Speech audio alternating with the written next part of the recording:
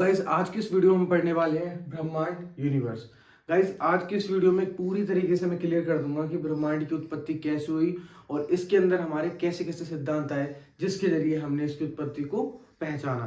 तो guys video पूरी and तक देखना है, स्किप मत करना क्योंकि वीडियो होने वाली है बहुत ही ज्यादा इंटरेस्टेड। क्योंकि ब्रह्मांड एक बहुत ही इंपॉर्टेंट टॉपिक है, सबके माइंड में रहता है कि भाई ब्रह्मांड क्या है, कितना बड़ा है, इसकी उत्पत्ति कितने वर्ष पहले हुई और किस तरीके से हुई। वो सारे पॉइंट्स आज क्लियर हो जाएंगे आज की इस वीडियो में। तो गाइस स्टार्ट करते हैं। सबसे पहले हम पढ़ेंगे ब्रह्मांड की उत्पत्ति कैसे हुई या इसको हम कैसे पहचाने कि ब्रह्मांड है ये। तो गाइस देखते हैं अपना ब्रह्मांड। तो गाइस सबसे पहला पॉइंट होगा हमारा कि ब्रह्मांड किसे कहते हैं। तो ब्रह्मांड किसे कहते हैं। तो गाइस इसके लिए सिंपल सा हमारा आंसर है कि ब्रह्मांड में द्रव्य और ऊर्जा से जो चीज बनती है, जो कुछ भी है द्रव्य ऊर्जा से ही हर चीज है, ठीक है। तो ब्रह्मांड हम कह सकते हैं, द्रव्य ऊर्जा को ही हम ब्रह्मांड कहते हैं। कहने का मतलब जो हमारा द्रव्य है या द्रव्यमान प्लस ऊर्जा, ये क्या कहलाएगा हमारा ब्रह्मांड। यानी द्रव्य जो अस्तित्व में होता है, यानी जो है वाकई में अस्तित्व में द्रव्य तथा ऊर्जा को हम ब्रह्मांड कहते हैं। दूसरे शब्दों में बोल लीजिए, छोटे से छोटे कण को, छोटे कण से लेकर और सबसे बड़ा क्या होता है, आकाश गंगाएं मान लो। तो आकाश गंगाएं के समूह को भी हम ब्रह्मांड कहते हैं के समूह को ब्रह्मांड कहते हैं, यूनिवर्स। तो गाइस सबसे पहले तो इसकी हमारी परिभाषा होगी सिंपल रूप में। ब्रह्मांड किसे कहते हैं, द्रव्यमान या द्रव्य ऊर्जा, इन दोनों को मिला के हमारा ब्रह्मांड तैयार होता है। क्योंकि हमारे ब्रह्मांड में क्या है, वजन है और क्या ऊर्जा है। किसी के पास ठंडी ऊर्जा है, किसी के पास गर्म ऊर्जा है। वजन में आता है द्रव्य या द्रव्यमान। मान लीजिए हर ग्रह का अपना एक बहुत ही भारी वजन है, तो इन दोनों से मिलकर ब्रह्मांड है। इस तरीके से इसको समझ लीजिए। समझने का तरीका आना चाहिए, चाहे वो किस तरीके से भी है। इस तरह ये थोड़ा माइंड में आपको आ रहा होगा। देखिए हमारे जो ब्रह्मांड में सूरज है वो कितना गर्म है, तो वो ऊर्जा में आ गया, ठीक है। और वो उसमें वजन भी तो है, तो वो द्रव्यमान में आ गया। तो मिलके क्या बन गया, ब्रह्मांड। तो ऐसे समझ लीजिए। दूसरे शब्दों में समझ लीजिए कि छोटे से छोटे कण, अब छोटे से छोटे कण हर चीज ब्रह्मांड में आती है। और बड़े से बड़ी हमारी आकाश गंगाएं होती हैं, आकाश गंगा भी आती है। तो इन सब के रूप को हम क्या कह सकते हैं, ब्रह्मांड कह सकते हैं। तो इस तरीके से सिंपल वे में समझा रहा हूं कि ब्रह्मांड किसे कहते हैं। तो सिंपल सी बात है, एक अस्तित्व में द्रव्यमान हो, यानी जो वाकई में है, जिसका अस्तित्व है, और द्रव्यमान ऊर्जा के समूह को हम ब्रह्मांड कहते हैं, ठीक है। और छोटे छोटे कण से लेकर बड़ी से बड़ी आकाश गंगाएं मंदाकिनी के समूह या उसके रूप को हम ब्रह्मांड कहते हैं। इस तरीके से आपको यूनिवर्स मैंने समझा दिया कि इसकी परिभाषा क्या है। अब हम एक एक करके इसकी थ्योरी को देखेंगे कि सबसे पहले थ्योरी कौन सी आई। लेकिन आज की इस वीडियो में मैं उस एक थ्योरी को ही समझाऊंगा जो सबसे ज्यादा इंपॉर्टेंट है, या जिससे रिलेटेड क्वेश्चन आते हैं, जिसका एक ऐसा थ्योरी तो हर वैज्ञानिक देता है, लेकिन कोई एक थ्योरी तो होती है जो वाकई में सच होती है, जो सच सिद्ध होती है। तो उसी सिद्ध थ्योरी को हम पढ़ेंगे, ना कि और पढ़ेंगे। उनको मैं बता दूंगा नाम से, लेकिन उनको पढ़ेंगे नहीं, लेकिन एक ही थ्योरी पढ़ने वाले हैं। उससे पहले मैं आपसे कहना चाहूंगा, अगर चैनल पर नए हैं तो उसे सब्सक्राइब कर लीजिए और वीडियो को लाइक जरूर कर दीजिए। तो गाइस अब देखते हैं अपनी एक एक करके थ्योरी। गाइस अब हम देख लेते हैं अपने सिद्धांत। गाइस मैं आज आपको 4 सिद्धांत बताने वाला हूं। सबसे पहला सिद्धांत होगा हमारा महाविस्फोट सिद्धांत, जिसको हम बिग बैंग थ्योरी कहते हैं। गाइस यही सबसे ज्यादा मान्य सिद्धांत रहा है और इसी के बारे में आज हम पढ़ेंगे। दूसरा सिद्धांत है हमारा साम्य अवस्था सिद्धांत। तीसरा हमारा है स्पीति सिद्धांत और चौथा है दोलन सिद्धांत। तो गाइस ये 4 सिद्धांत आज पढ़ने वाले हैं। इसमें सबसे इंपॉर्टेंट हमारा है बिग बैंग थ्योरी। गाइस ये थ्योरी सबसे ज्यादा मान्यता प्रदान करती है इन सारी थ्योरी से, इसलिए हम इस थ्योरी को पढ़ेंगे और इससे रिलेटेड ही क्वेश्चन आएंगे। तो गाइस इस बिग बैंग थ्योरी में होता क्या है, सबसे पहले इसके बारे में बता देता हूं, ठीक है। पहले मैं थ्योरीज के नाम बताऊंगा, जो सिद्धांत है उनके नाम बताऊंगा। एंड में ये पहली जो थ्योरी है बिग बैंग थ्योरी, इसको समझा दूंगा, ठीक है। तो पहली थ्योरी हमारी कौन सी है, जिसको हम कहते हैं महाविस्फोट सिद्धांत। इंग्लिश में कहते हैं इसको बिग बैंग थ्योरी, ठीक है गाइस। तो बिग बैंग थ्योरी थी हमारी। इसमें क्या था, थोड़ा शॉर्ट बता देता हूं कि जो छोटे छोटे कण थे एक अपने एक ही स्थान पर थे, छोटे छोटे परमाणु, अचानक से इनमें एक सकेंद्रीय बल होता है वो बढ़ गया, जिसके कारण आपस में टकराए और इसमें विस्फोट होने शुरू हो गए। तो एक बल था जिसके कारण ये सब हुआ था, तो वो चीज मैं क्लियर बताऊंगा। तो अभी आप समझिए, महाविस्फोट सिद्धांत हमारा हो गया पहला, जिसको हम बिग बैंग थ्योरी कहते हैं। ये किसने दी थी? तो इसको हमें दी थी एब जॉर्ज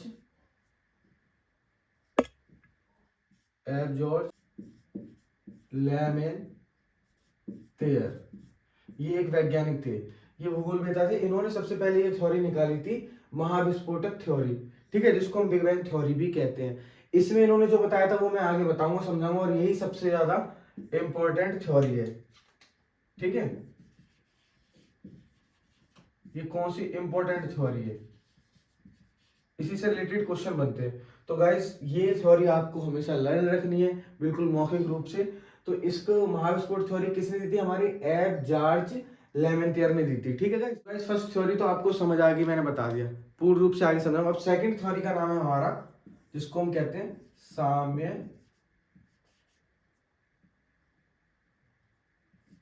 साम्यावस्था सिद्धांत। साम्यावस्था सिद्धांत इंग्लिश में इसको कहते हैं स्टेडी स्टेट थ्योरी, ठीक है गाइस। ये थ्योरी किसने दी थी हमारी? ये थ्योरी दी थी हमारी थॉमस गोल्ड और एक वैज्ञानिक और थे, हरमन बॉडी। तो गाइस ये दो वैज्ञानिक ने मिलकर इस थ्योरी को दिया था साम्यावस्था सिद्धांत। इसमें भी कुछ इस तरीके से ही था, लेकिन थोड़ा बहुत चीजें अलग हो गई थी, जिससे इसको ज्यादा मान्यता प्राप्त नहीं हुई। इसमें साम्यावस्था थी, लेकिन उसमें अणुओं की साम्यावस्था थी, इसमें किसी और चीज की थी, वो चीज आपको बताने की आवश्यकता नहीं। तो साम्यावस्था सिद्धांत स्टेडी स्टेट थ्योरी दी थी हमारी थॉमस गोल्ड और हरमन बॉडी ने। ये दो वैज्ञानिक ने मिलकर ये हमारी दूसरी थ्योरी दी थी। नेक्स्ट थ्योरी थी हमारी दोलन सिद्धांत। दोलन सिद्धांत, ये सिद्धांत कुछ दोलन आपने पढ़ा होगा, दोलन गति जो पेंडुलम होता है घड़ी में, उस तरीके का था, लेकिन ये सिद्ध नहीं हो पाया ज्यादा, तो इसके बारे में भी आपको पढ़ने की ज्यादा आवश्यकता नहीं है। तो थर्ड है हमारा दोलन सिद्धांत। ये किसने दिया था? ये दिया था हमारे वैज्ञानिक डॉक्टर एलन संडेजा, ठीक है। ये थ्योरी दी थी हमारी दोलन सिद्धांत, डॉक्टर एलन संडेजा ने दी थी। तो वैसे तीन थ्योरी की लास्ट थ्योरी रह गई हमारी, एक थी हमारी स्टीफिस थ्योरी,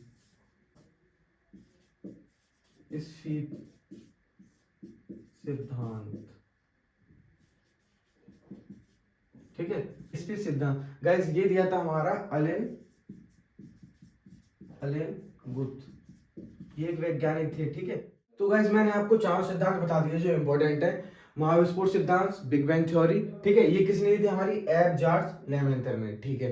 इस थ्योरी को सबसे बड़ा थ्योरी माना गया है, इसी को सबसे ज्यादा मान्यता प्राप्त है, क्योंकि इस थ्योरी से हम जो भी चीज देख रहे हैं वो सटीक बैठती हैं जाके, ठीक है। उसके बाद थी हमारी साम्यावस्था सिद्धांत, ये स्टेडी स्टेट थ्योरी कहते हैं इसको इंग्लिश में। इंग्लिश के मैंने एक दो वर्ड लिखे हैं, ज्यादा इंपॉर्टेंट नहीं है, क्योंकि हिंदी में ही समझ जाते हैं सब कुछ। ये दी थी हमारे थॉमस गोल्ड और हरमन बॉडी ने, ये दोनों वैज्ञानिक थे जिन्होंने साम्यावस्था सिद्धांत दिया। उसके बाद दोलन सिद्धांत दिया था डॉक्टर एलन संडेजा ने, ठीक है। और लास्ट है हमारा स्पीति सिद्धांत, ये दिया था एलन गुथ ने। तो गाइस आपको चारों सिद्धांत मैंने बता दिए। अब मैं आपको समझाने वाला हूं महाविस्फोट सिद्धांत, और यही इंपॉर्टेंट सिद्धांत है। तो गाइस इस सिद्धांत में किस तरीके से हम ब्रह्मांड की उत्पत्ति के बारे में पढ़ेंगे, तो अब पढ़ने वाले हैं हम पहला पॉइंट, इसको क्लियर करेंगे। इससे हमारे सारे क्वेश्चन क्लियर हो जाएंगे, सबके आंसर हमें मिल जाएंगे कि ब्रह्मांड की उत्पत्ति कैसे हुई, कितने साल पुरानी हुई, और क्या क्या चीजें उसमें आती हैं, वो सारी चीजें हम इस महाविस्फोट सिद्धांत के जरिए पढ़ लेंगे। तो गाइस चारों सिद्धांत बता दिए मैंने, लेकिन इंपॉर्टेंट कौन सा है? Big bang theory. तो अब देखते हैं अपना बिग बैंग थ्योरी। तो गाइज मैंने सारे इंपॉर्टेंट पॉइंट इस पे लिख दिए पहले से, जिससे टाइम को मैं बचा सकूं। और अब मैं इस पूरी मंदाकिनी जो हमारा महाविस्फोट सिद्धांत है इसको पूरी तरीके से समझाता हूँ। इसमें किस तरीके से कितनी मंदाकिनी है, क्या है इसके अंदर, सब बताऊंगा मैं। इस पूरी थ्योरी को हम अच्छे से पढ़ेंगे, और इसके बारे में पूरी जानकारी लेने के बाद आपको समझ आएगा कि ब्रह्मांड की उत्पत्ति कैसे हुई। तो गाइज सबसे पहले मैंने आपको बताया कि महाविस्फोट सिद्धांत, बिग बैंग थ्योरी हमारी किस वैज्ञानिक ने दी थी, ये भी याद कर लीजिए, एब जॉर्ज लेमेंटियर ने, ठीक है। यही थ्योरी सबसे ज्यादा मान्यता प्राप्त हुई, सभी वैज्ञानिकों ने, सभी लोगों ने इसी को सबसे ज्यादा माना, ठीक है, और यही सच है। तो इसकी उत्पत्ति लगभग 3.7 अरब वर्ष पहले हुई थी।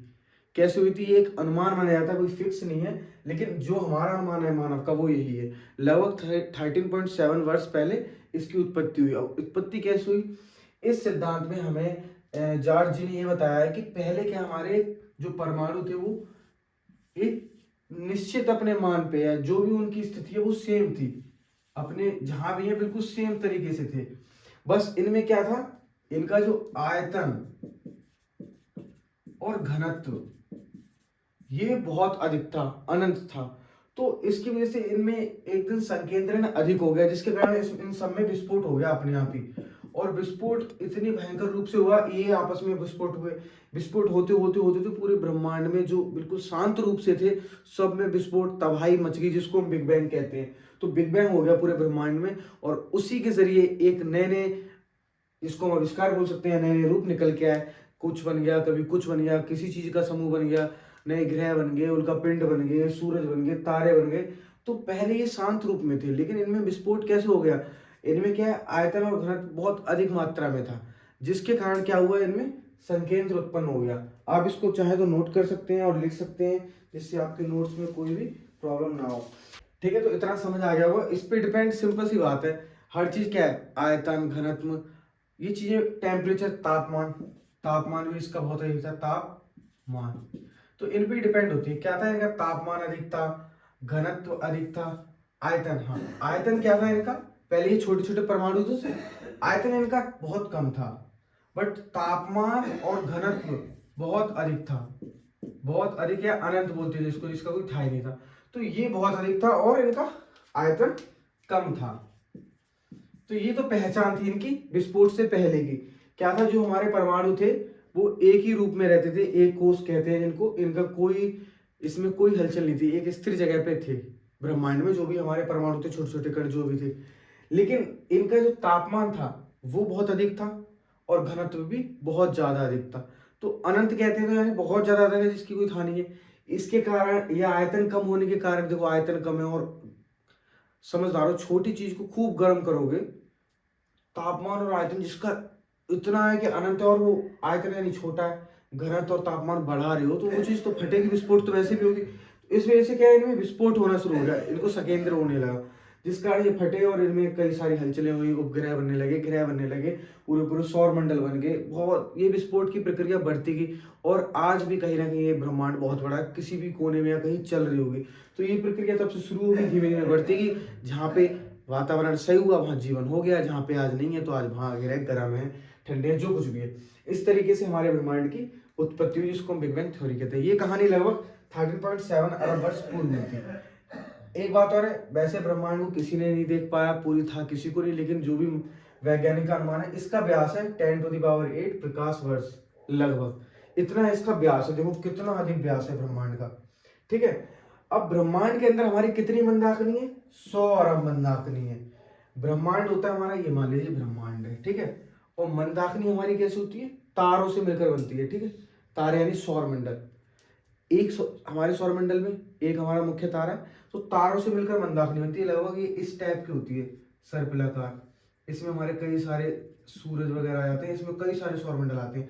तो देखो आप, 100 अरब मंदाकिनी है इसमें, कितनी मंदाकिनी होंगी, ठीक है। अब इन मंदाकिनियों में कितने अरब तारे हैं, 100 अरब तारे हैं मंदाकिनियों में। अब इसमें 100 अरब तारे हैं, तो देख सकते हो ना कितना बड़ा ब्रह्मांड है।